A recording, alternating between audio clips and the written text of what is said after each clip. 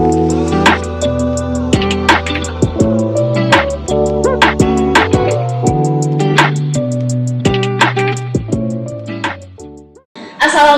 warahmatullahi wabarakatuh. Ngobrol asik ya di Asset Talks. Halo everyone, kenalin aku Okta Saputri, mahasiswa Pendidikan Ekonomi Universitas Lampung angkatan 2022. Di episode Asset Talks kali ini, aku bakal ajak kalian semua buat ngobrol-ngobrol santai sama bintang tamu yang spektakuler dan pasti dikenal semua anak pendidikan ekonomi.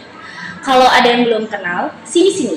Kita perkenalan dulu sama Ketua Umum Aset Kak Adi Suhadi. Halo Kak Adi. Halo semuanya. Oke, dan Wakil Ketua Umum Aset Kak Ferdian Nur Afrianto. Halo Kak Ferdian. Halo semuanya. Oke, Kak Adi dan Kak Ferdian, gimana nih kabarnya? Alhamdulillah baik, cuman agak sedikit kurang fit. Untuk Kak Ferdian gimana nih? Untuk kabar, alhamdulillah sangat baik hari ini.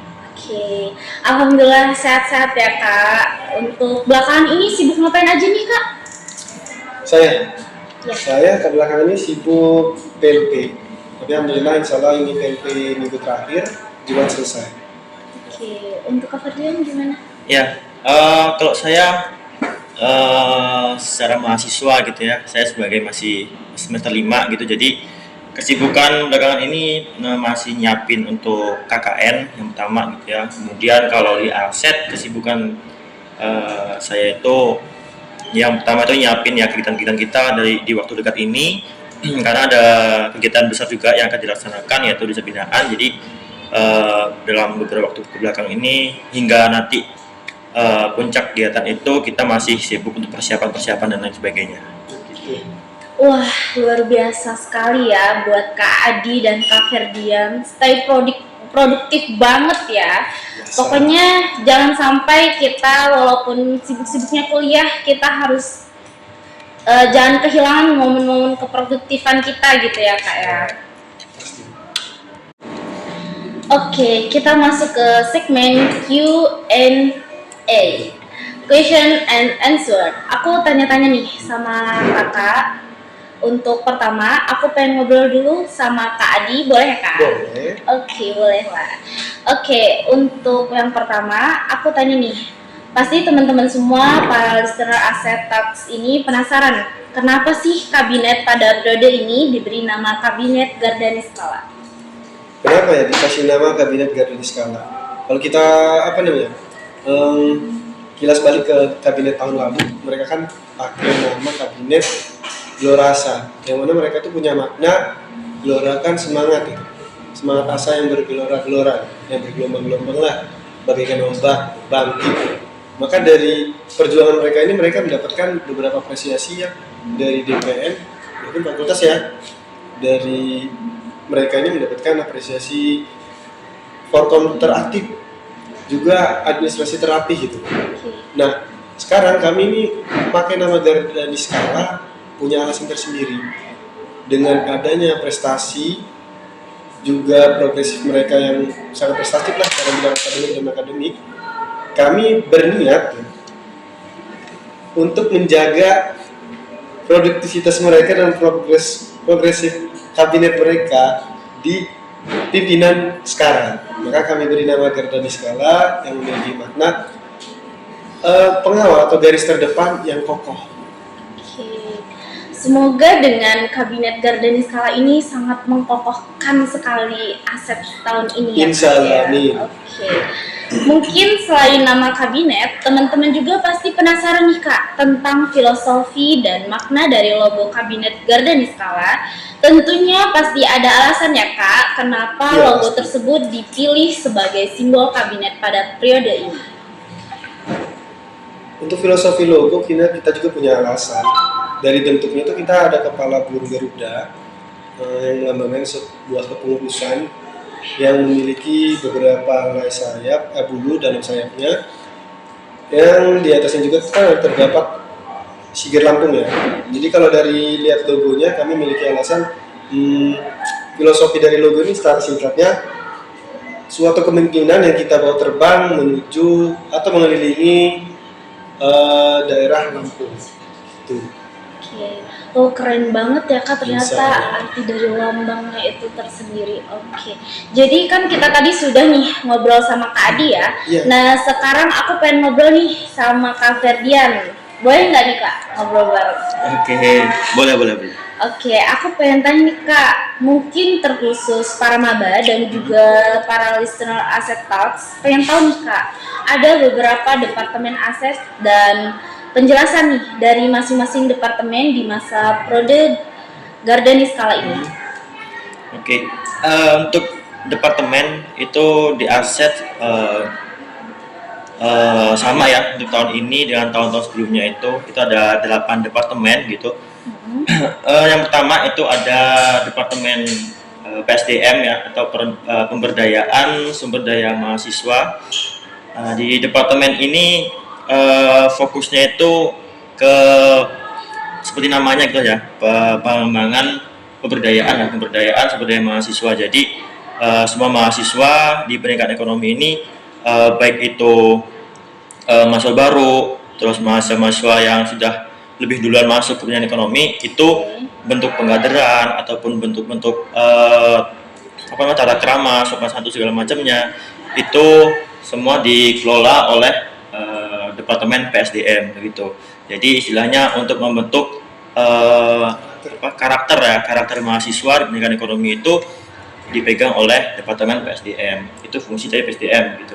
Kemudian yang kedua ada departemen Diklat atau pendidikan dan pelatihan. Nah, departemen pendidikan dan pelatihan ini rotasinya dia ke arah pendidikan begitu. Jadi mahasiswa pendidikan ekonomi khususnya yang memiliki bakat dan minat untuk mengembangkan diri di bidang pendidikan, misal perlombaan esai dan lain sebagainya yang memang itu perlombaan di bidang akademik, itu akan didampingi oleh rekan-rekan di Departemen Pendidikan dan Pelatihan gitu. Kemudian departemen yang ketiga itu ada kerohanian ya. Jadi kita di sini aset sebagai aktivis akademik gitu ya. Tidak hanya berfokus ke akademik saja begitu, tapi kita juga mencoba untuk menambahkan kerohanian lah ya di kehidupan kita sebagai mahasiswa gitu. Nah, ini segala bentuk kegiatan yang berkait dengan keagamaan itu dipegang oleh departemen kerohanian. Kemudian ada juga ke departemen krejas atau kreativitas dan jasmani nih. Nah, bagi mahasiswa baru yang punya bakat, minat dan juga hobi di bidang olahraga, boleh banget nih mengulik gitu apa sih krejas itu gitu ya. Jadi krejas ini nanti bagi teman-teman yang hobi futsal, bulu tangkis dan olahraga lainnya, mau e-sport ataupun olahraga yang non e-sport, itu boleh banget ikut di aset dan juga gabung di krejas gitu ya. Karena krejas inilah yang menaungi mahasiswa yang memiliki bakat dan minat di bidang non akademik gitu. Kemudian yang berikutnya itu ada humas. Nah, humas ini hubungan masyarakat. Jadi departemen humas ini fokusnya ke hubungan eksternal dari aset gitu ya, baik itu hubungan ke mitra ataupun hubungan kerjasama lainnya yang di kolaborasi dengan aset itu dipegang oleh departemen hubungan dan masyarakat gitu. Kemudian yang keenam itu ada media center atau MC. Nah, kalau misal teman-teman mahasiswa lihat nih di Instagram Assets gitu ya, mungkin desainnya tuh bagus-bagus ya, keren-keren, menarik gitu. Nah, itu semua adalah produk dari media center gitu ya. Jadi media center ini fokusnya ke mahasiswa-mahasiswa yang senang edit-edit ya, mau itu di handphone ataupun di PC atau di mana saja, itu yang senang desain itu bisa banget gabung di media center, dan media center itu yang menaungi segala hal-hal yang seperti itu ya, tentang kemediaan seperti itu. Kemudian ada juga dana dan usaha. Nah, kalau dana dan usaha ini sesuai namanya lah ya, dana dan usaha itu isinya ya mahasiswa yang senang dan berwirausaha gitu, bisnis gitu, wirausaha atau bisnis. Nah, jadi selain berjualan. Itu juga banyak kegiatan yang diadakan oleh dana usaha, misal ada bazar juga seperti itu dan lain sebagainya lah gitu ya. Pokoknya yang berkaitan dengan kewirausahaan itu ada di Danus gitu. Kemudian yang terakhir ini yang ke-8, Departemen Penelitian dan Pengembangan atau Litbang. Tadi udah ya diklat ya? Litbang. Oh, Litbang. Ya, yang ke-8 itu ada Litbang. Nah, yang ke-8 Litbang itu penelitian dan pengembangan. Nah, maksudnya ini adalah departemen yang mewujudkan tujuan mahasiswa. Mahasiswa itu kan tidak hanya belajar di pendidikan aja ya. Jadi mahasiswa kita pendidikan ekonomi ini mahasiswa kita di ASETS ini mencoba untuk mengimplementasikan tridharma perguruan tinggi yang salah satunya adalah pengabdian ke masyarakat begitu. Nah, ini dinaungin oleh teman-teman dari Departemen Litbang. Jadi bentuk kegiatannya seperti yang saya bilang di awal tadi, yang mana kita pada bulan ini sedang mempersiapkan kegiatan tersebut yaitu desa binaan. Nah, jadi penelitian dan pengembangan ini departemennya fokus pada kegiatan desa binaan. Jadi nanti kita mahasiswa terjun langsung ke masyarakat, membina desa, membina masyarakat begitu. Jadi nanti segala bentuk output kegiatannya semua ada di desa binaan tersebut. Oke. Jadi itu 8 departemen dan juga mungkin tadi sedikit penjelasan ya terkait departemen tersebut. Oke, terima kasih. Oke, terima kasih Kak Ferdian atas penjelasannya. Pertanyaan selanjutnya masih dengan Kak Ferdian. Ada beberapa total program kerja ASETS dan apa sih program kerja unggulan di periode tahun 2023 ini, Kak? Oke, kalau untuk total program kerja kita tahun ini lumayan banyak ya, dan mungkin ini salah satu yang terbanyak di Forkom se-FKIP gitu. Kita punya program kerja sebanyak 53 program kerja gitu ya. Dan untuk program kerja unggulan kita punya 3 program kerja unggulan yang insya Allah kita akan adakan setiap tahunnya begitu.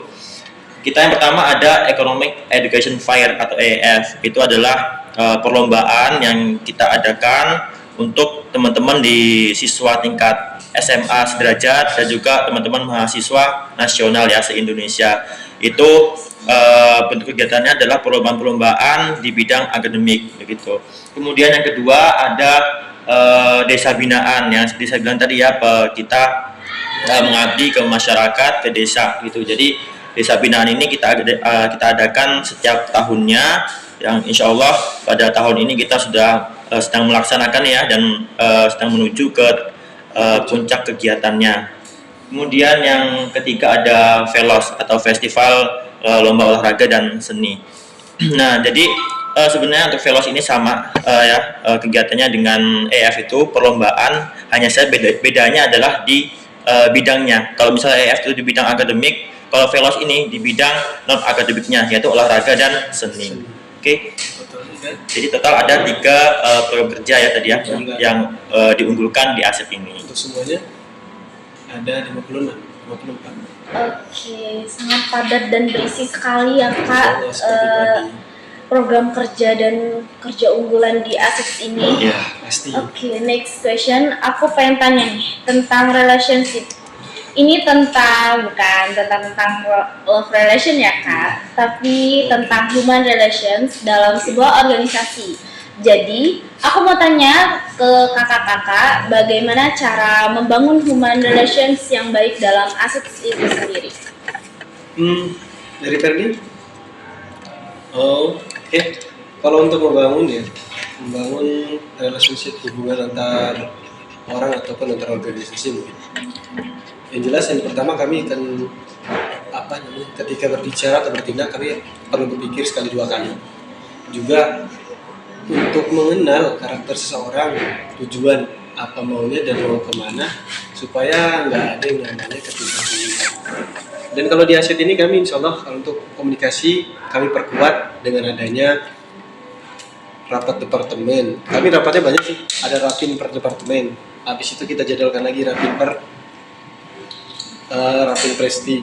Dan habis itu juga kita ada rapat pimpinan Dan yang keempat, kami baru rapat dengan BP. Jadi dalam 1 bulan kami ada 4 kali rapat untuk komunikasi, menjelaskan atau memberitahu, menginformasikan tentang progres proyek yang sudah berjalan, sedang berjalan ataupun yang akan berjalan.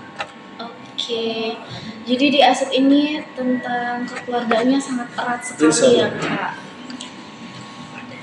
Oke, aku pengen tanya lagi nih, mungkin terkhusus para maba dan juga para listener Asset Talks, pengen tahu nih Kak, kenapa program kerja aset yang dipersiapkan untuk menyambut mahasiswa baru 2023? Boleh nih untuk Kak Adi atau Kak Ferdian yang menjawab.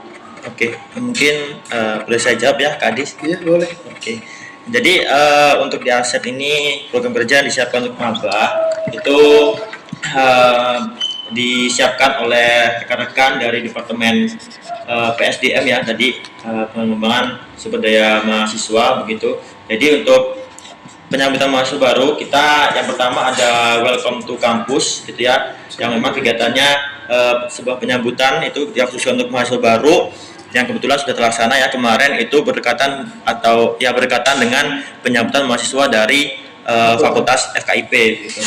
Kemudian setelah itu nanti ada juga untuk mahasiswa baru kegiatannya yaitu training LCT ya, yaitu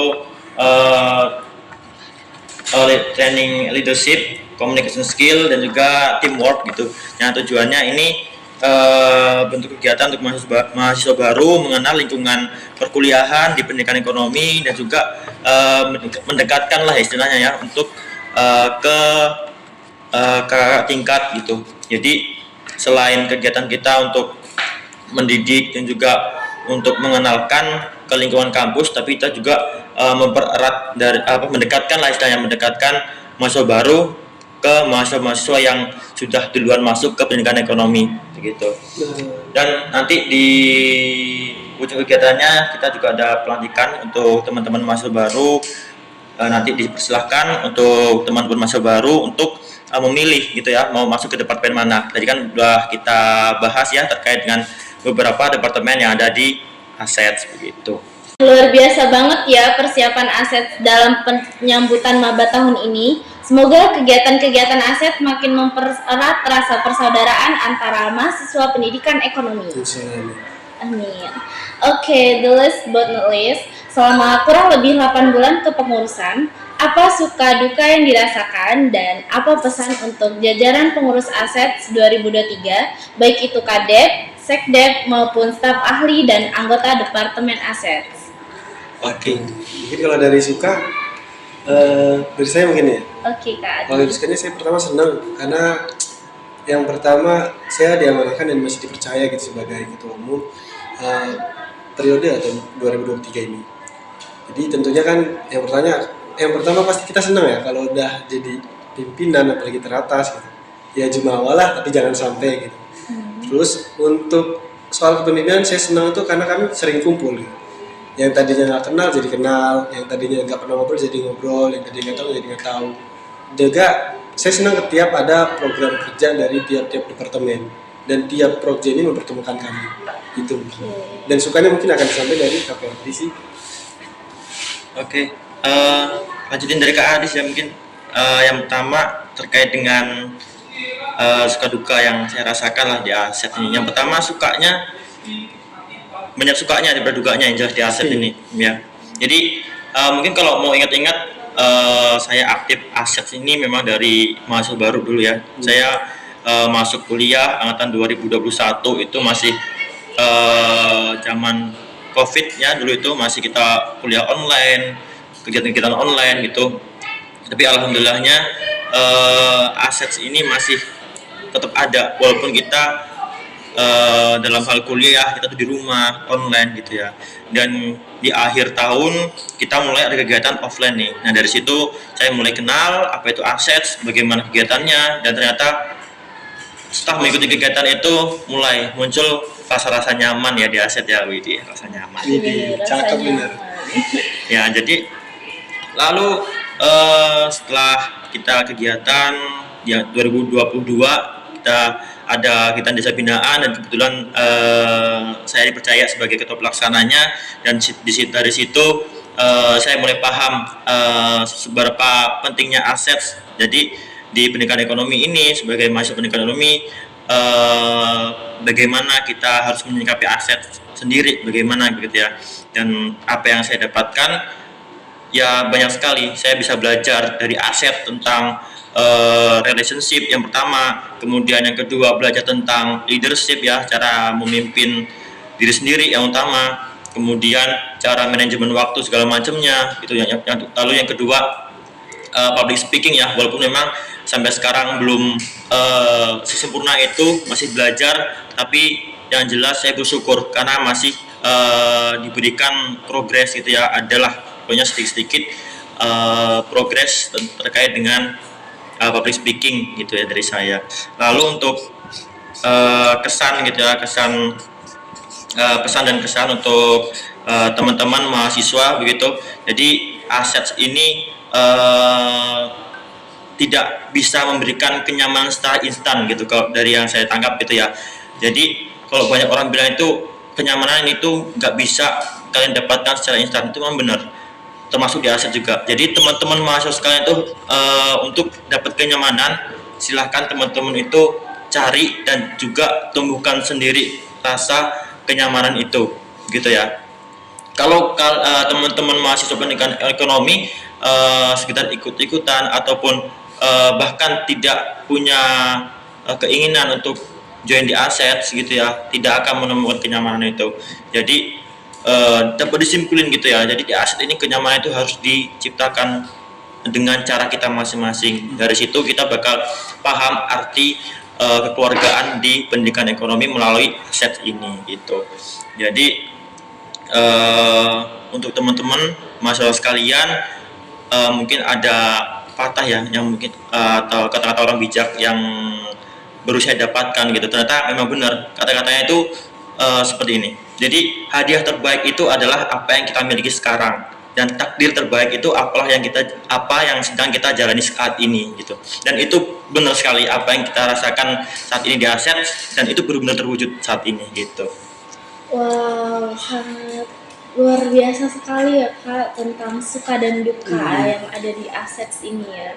Oke, sebagai penutup, Kak Adi dan Kak Ferdian bisa memberikan closing statement nih, buat mungkin ada pesan yang mau disampaikan untuk Kadep, Sekdep, anggota dan staf kabinet Garda Niskala, dan pastinya buat Maba 2023. Oke, untuk closing statement mungkin boleh dari saya dulu ya Kak Adis ya.